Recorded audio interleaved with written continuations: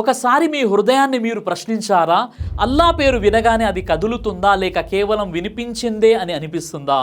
నమాజ్ ఒకప్పుడు మీకు శాంతి ఇచ్చేది, ఇప్పుడు అది కేవలం బాధ్యతలా అనిపిస్తుందా? ఇది సాధారణ మార్పు కాదు, ఇది మీ ఈమాన్ మీతో మాట్లాడుతున్న హెచ్చరిక కావచ్చు. ఈరోజు మనం మన హృదయాన్ని పరీక్షించుకుందాం. నీ ఈమాన్ బలహీనమైందా? ఈ 6 సంకేతాలు చూస్తే జాగ్రత్త. ఒకప్పుడు నమాజ్లో కన్నీళ్లు వచ్చేవి, ఇప్పుడు తొందరగా ముగించాలనిపిస్తుంది. ఒకప్పుడు ఖురాన్ చదివితే హృదయం కంపించేది, ఇప్పుడు ఫోన్ స్క్రోల్ చేయడం సులభమైంది. ఇది అలసట కాదు, ఇది ఒక హెచ్చరిక. ఈమాన్ తగ్గిపోతే అది మన హృదయంలో కనిపిస్తుంది. ఈరోజు మనం తెలుసుకునేది ఈమాన్ బలహీనమైందని తెలిపే 6 స్పష్టమైన సంకేతాలు. 1. నమాజులో ఖుషూ లేకపోవడం. నమాజ్ వేగంగా చదవడం, అర్థం లేకుండా కదలడం. అల్లా చెబుతున్నాడు, నిశ్చయంగా విజయవంతులు వారు తమ నమాజుల్లో వినమ్రత కలవారు. సూరే అల్ ముమినూన్ సూర నంబర్ 23 ఆయత నంబర్ 1 నుండి 2.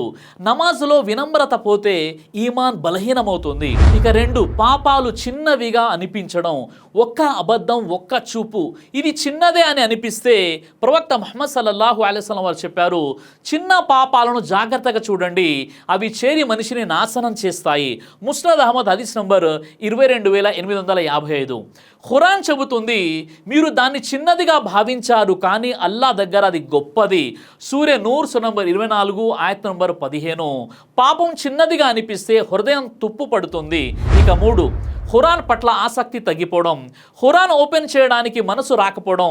అల్లా చెబుతున్నాడు, వారి ఈమాన్ పెరుగుతుంది అల్లా వాక్యాలు చదివినప్పుడు. సూరే అల్ అన్ఫాల్ సూర నంబర్ 8 ఆయత నంబర్ 2.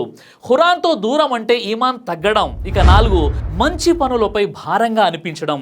నమాజ్, సదఖా, దుఆ అన్ని భారంగా అనిపిస్తే ఈమాన్ బలహీనమైతే ఇబాదత్ భారంగా అనిపిస్తుంది.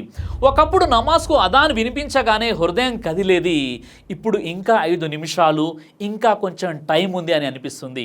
అది అలసట కాదు, అది ఒక సంకేతం. అసలు హృదయం ఎందుకు భారంగా ఫీల్ అవుతుంది? ఇమాం ఇబ్నుల్ ఖయ్యిమ్ రహీమహుల్లా చెప్పారు, హృదయం అల్లా జ్ఞాపకంతో జీవిస్తుంది, పాపాలతో అది బలహీనమవుతుంది.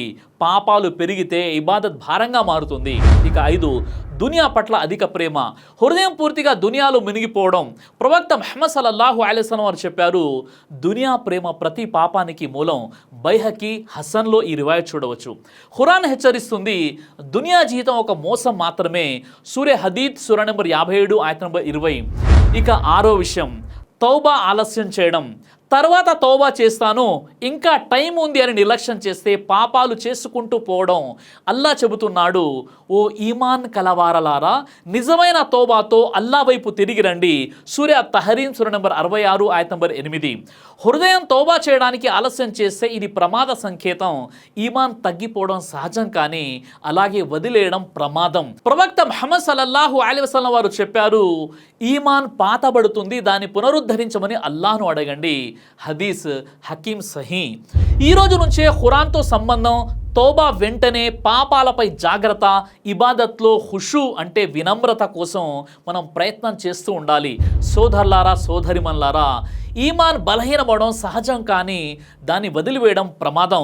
హృదయం ఇంకా కొంచెమైనా బాధపడుతుంటే అది ఇంకా చనిపోలేదని అర్థం. ఈ రాత్రే 2 రకాతుల నమాజ్ చదవండి. ఈ రంజాన్లోనే అల్లా వైపునకు మరలండి. ఒక నిజమైన కన్నీటి దువా చేయండి. అల్లాహ్ ముందు ఇలా చెప్పండి, యా అల్లాహ్, నా ఈమాన్ను బలపరచు, నా హృదయాన్ని శుద్ధి చేయి. గుర్తుంచుకోండి, అల్లా దూరంగా లేడు, మనమే దూరం అయ్యాం.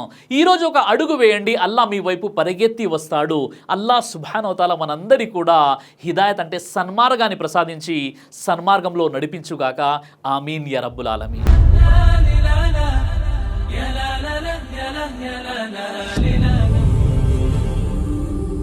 బ్రదర్ సిరాజ్ అని యూట్యూబ్ ఛానల్ని మీరు సబ్స్క్రైబ్ చేసినట్లయితే ఇన్షాల్లా దైవచిత్తం అయితే మీకు వీడియోస్ వస్తుంటాయి. అదేవిధంగా బ్రదర్ సిరాజ్ అనేటటువంటి ఫేస్బుక్ని కూడా లైక్ చేయడం వల్ల మీకు వీడియోస్ వస్తుంటాయి.